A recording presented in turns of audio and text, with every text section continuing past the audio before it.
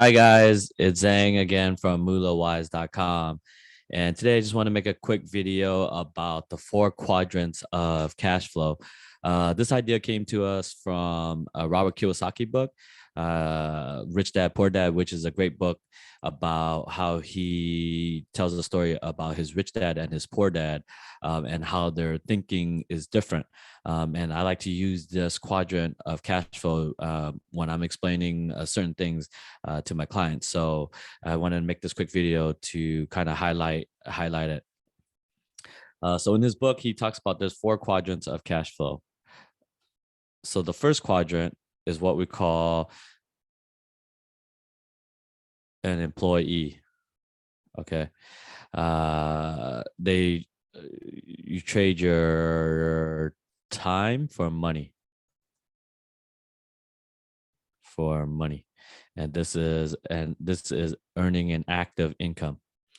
Next on our list, the next quadrant we have is what we call self-employed. And in this quadrant, you own a job. Again, it's active slash passive, and I'll get into but it's mostly active, and I'm going to explain each quadrant separately once I draw it all out. And then the third quadrant is what we call business owner. They own a system.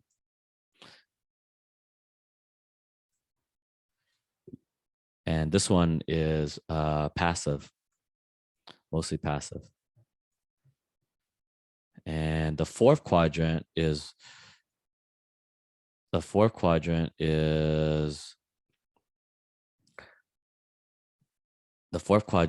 we call investor. And in this one, they own investments.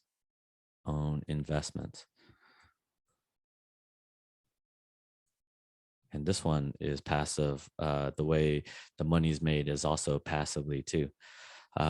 So let's talk about all the different quadrants. So the first one, E, or employee, there's no leverage on your time. So whatever you make is what you get paid for, and the amount of money determined how much you work. And over here, same thing. There's no leverage on your time. The amount of money that is made is tied directly to how much you work. And the reason why I put this as active and passive is, let's say you own a hamburger shop, right? And let's say you own a hamburger shop. So in the beginning, you would have to do all the work yourself unless you hire someone.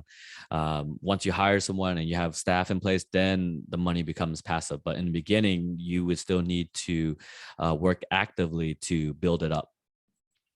And I always get this question about what's the difference between self-employed and a business owner. So think of this as like the self-employed as you own a hamburger joint, right? And over here in a business, think of it as you own a McDonald's franchise where you own a system. And if you run the system, people run the system. And as long as you run the system, they run your business. So think of this as a McDonald's franchise owning a McDonald's franchise, and this over here is owning like a hamburger shop. The difference is one has a system where people could just come in, and the other one doesn't.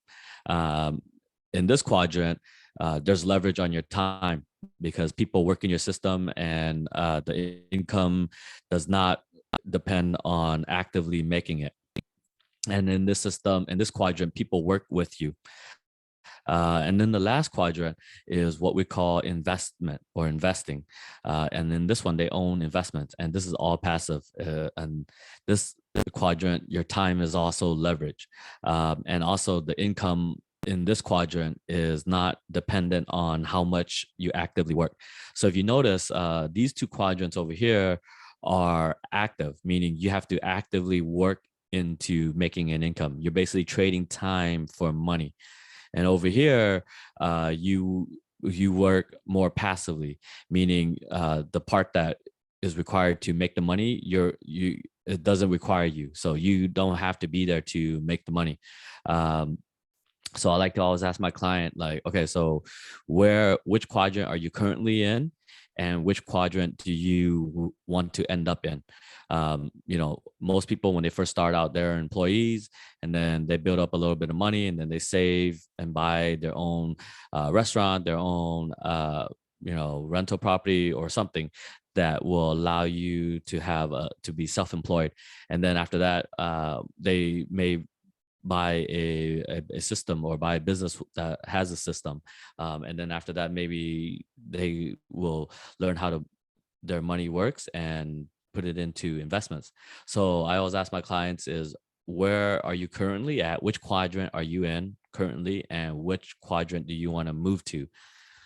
And what are you doing to actively move you to that quadrant? And again, the last thing I want to point out, and again, this is not official tax advice, but these two quadrants right here pay the most taxes, and these two quadrant over here pay the least amount of taxes, because they understand how to have loopholes to write off taxes and stuff like that, and they have the best advisors, so this quadrant paid the least amount of taxes. So again, it's Zhang with Moolahwise.com, and our mission is to educate 1 million families on how money works.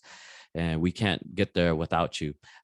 We can only get there by your help, and the only way we could get there is to help us share our content. And if you found value in what I shared, please share our content, so that way we could reach our goal of educating 1 million families, because none of this was ever taught to us in school.